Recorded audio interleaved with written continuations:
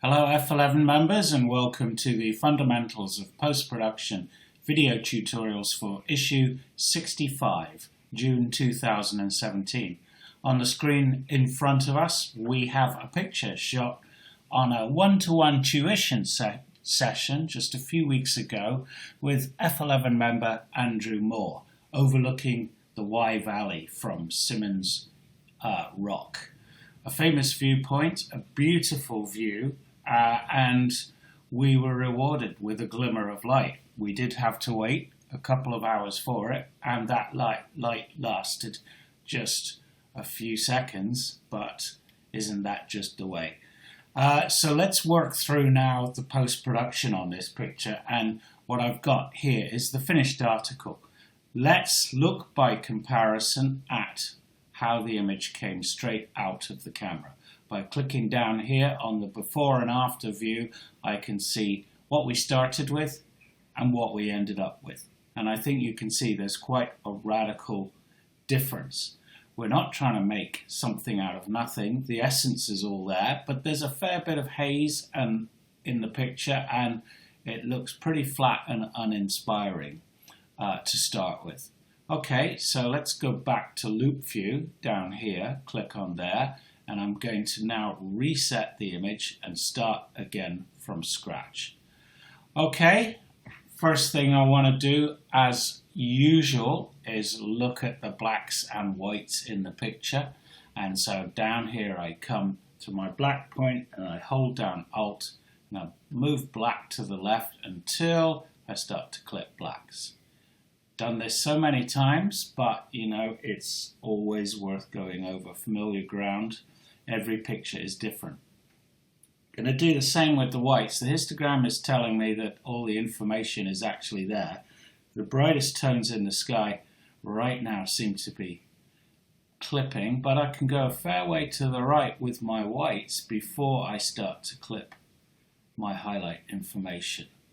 So that's fair enough to start with. Now what do I want to do? Well, I'm going to go back here and now look at the overall contrast of the image. I'm going to use Lightroom's preset here, down here in the tone curve of medium contrast, and add a little bit of contrast there. Now, okay, we're starting to get somewhere, but that haze is still very much a factor in the distance. But it's not just down below where we were in the nearer regions of the image. So I don't want to use the dehaze slider for the whole image. If I do, it starts to look a bit sort of treacly. To illustrate what I'm talking about, I'll just illustrate there. Now you can see how well the haze starts to deal with that haze in the distance looking towards Ross on Wye there. But look what it does down in the foreground as well. I really want to apply the dehaze to the image selectively. So to do that, I'm going to use my favorite tool in Lightroom, the grad tool. So I'm going to click on that and now just hold down which button? The Shift button to bring the grad tool down in a level way, and now put a really soft grad on there, and now apply dehaze to that area of the image there. And as you can see, it's really starting to deal with that quite well. If I go too far, it starts to clip my highlights. You don't want to. I'm going to go just until those reds start appearing up here. Now I can just pull back my highlights a touch there to deal with that. And I think you can see that's had quite a radical effect on the picture.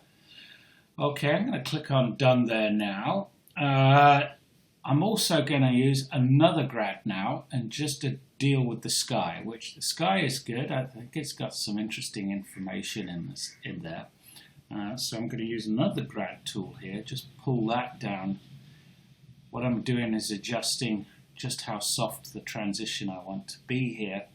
And I'm just going to pull back highlights there in the sky a touch.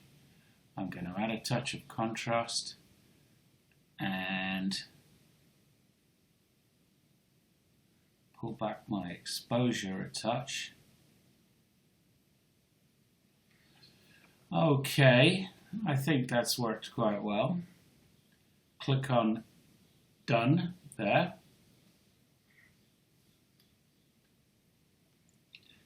Actually, I'm just going to revisit that. So go back into the grad there, and now if I click on that dot, which is that grad there again, that brings up the grad, and I can now fine tune my adjustments here. I'm just going to pull exposure back just a little bit more there. And what I'm starting to see here now when I do that is this imperfection here up in the sky, which looks to me very much as if I had a raindrop on the filter there. Okay, so I'm going to have to take care of that subsequently. But for now, let's just look at what we're doing with the image in terms of its tonality. So I'm pretty happy with that sky now. So if I click on Done. Okay, so let's just consider what else I want to do to the image. Well, there's a dark area down here in the woodlands that is just, I think, a bit too dark for me. So I'm going to use the adjustment brush here now. Click on this brush over here now. Come down here to this and click on Show Selected Mask Overlay. Then adjust the size of my brush. I'm using a graphics tablet here, so I can do that really easily just using the wheel on that. I'll be showing you more of that in a subsequent tutorial. Okay, now I'm just going to paint here. This red area is the mask overlay, which is the area that the adjustments that I make are going to be applied.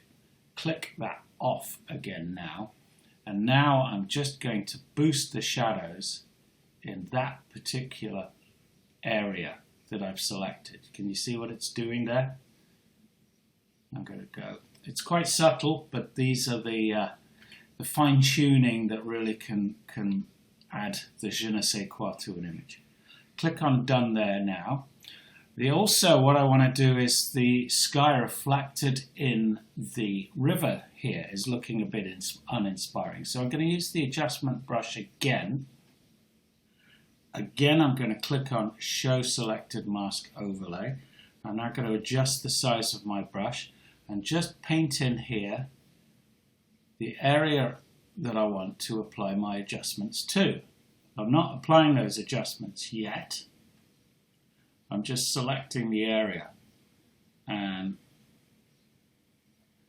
what I'm doing is I've got down here, can you see it's clicked on Auto Mask there. So Lightroom is very cleverly picking up where there are hard edges and applying the mask accordingly. But I've not applied the adjustments yet. Click off the Show Selected Mask Overlay box, and now I come up here and I'm going to pull back the highlights there. Can you see that's really bringing in what's the reflections in the river there. I'm going to come back on the exposure a touch, a little bit there, and I'm going to put a little bit of contrast in. And I think that's made quite a difference to the image. That streak, you know, the river running through the frame is very strong compositionally. It's really what the image is all about. But as it was just a sort of ribbon of white with no detail there. So we've put that detail in. So I'm going to click on Done now. Now what I'm going to do is again use this adjustment brush, and I'm going to select, come to my adjustment brush here, and I'm going to use it to select the area of the woods. And I'm going to make a big adjustment brush here. So quite a big brush size, and just paint in again the area that I want to make adjustments to, and it's this area here.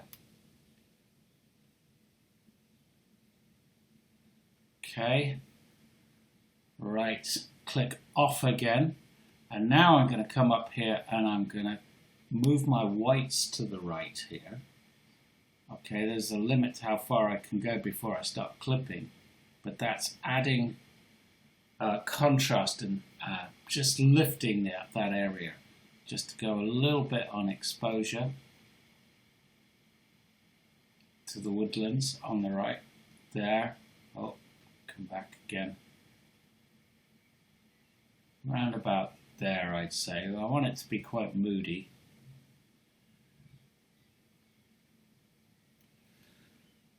Okay, good. What do you reckon? I think we're pretty much there. I'm going to click on Done there to apply those adjustments. Come down here, just add a little bit of vibrance to the image. Around about 50, a little bit less, 12. Okay. And now if I'm going to add sharpening, normally I do this using a preset. And you know the preset I use, Sharpen Scenic. Come down here, apply a touch of masking so that I'm only applying the masking to the area of the image I want. So hold down my Alt key, move the masking slider to the right until the black appears in the areas of even tone, just the sky and the river really. Around about 17 is right for this image. Come off there. Et voila, I think we're done. What I'm going to do is now take the image into Photoshop and just deal with this little raindrop here, which is causing a bit of distraction. Looks unsightly there in the river. Okay, I'll see you in Photoshop in 1 second.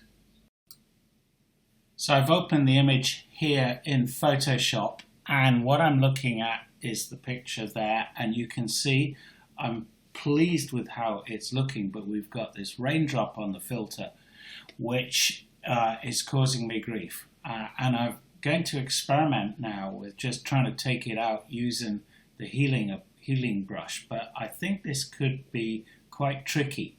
If for example I just draw around the edge of the drop, the blemish, the imperfection, you can see what the healing brush does. You can still see the join. Doesn't look good. It's not working. The other thing I can do is go with a bigger brush size, select the whole of the area of the drop and see what happens now. And look, it's trying to fill in the sky, but it's just not looking right. I think we're going to have to box clever on this and look at a different solution. So what I'm going to do is go back into Lightroom. Just give me 1 second. Here we are back in Lightroom, and I'm going to look at the frames just shot just previously to this one for example, and this, starting with this one, and just see if the raindrop is on the filter for those shots. So I need to apply the same adjustments that I made to this image. So if I go up here to develop, and if I come down here and click on copy, it's asking me what I want, what settings I want to copy. Virtually all of them. Okay, so copy that, and now come to the next image here, and I'm going to apply those same settings. And you can see up here the raindrop is still an issue on that picture. So let's try the next one, and I'm going to do the, okay, click on paste to apply those same development settings. Now, in the sky there, can you see there's no raindrop on the filter? So I'm going to take the sky from this image, which was shot just seconds previously to the other one, and merge it into the other one to get rid of that rainbow. So I'm going to export this, open it up in Photoshop, and we'll do that. See that in just a second. So here we have the two images side by side, open in Photoshop. The one on the right is the better image because of the light on the landscape. The one on the left, though, has a virtually identical sky because it was shot within seconds of the latter, the one on the right. And crucially, it doesn't have that raindrop on the filter there. So I'm going to use a really simple solution here, and I'm going to just click on the lasso tool here, and all I'm going to do is now make sure the right image is highlighted. Just select the sky from this image. It doesn't have to be too accurate. Feather that selection, so select, modify, feather. I'm going to go with a feather radius of, let's say 200, 300. So it's a really soft edge there. Okay, click on that. Now if I come over here, click, and I can just drag the sky into place. Just like that. Easy, isn't it? There are numerous ways of doing this. Of course, layer masking, we've done that hundreds of times before and we'll do so again. But I just wanted to show you this other way, which is so quick and so easy. Okay, so I'm finished with this picture. I can close that down. If I now look at my finished image here, what you can see, if I bring my layer palettes in now, is that it's dropped that sky in as a second layer there. So I'm just going to flatten that down. So if I go to my commands here and just flatten that image. So if I go layer, flatten image, and now that's it, finished, and I dealt with that ugly little raindrop on the filter. Little things like that can really creep up on you, but we found a solution. Okay, I hope that was all useful stuff. I'll see you in part 2 where we'll work through the post-production on another image. Thank you.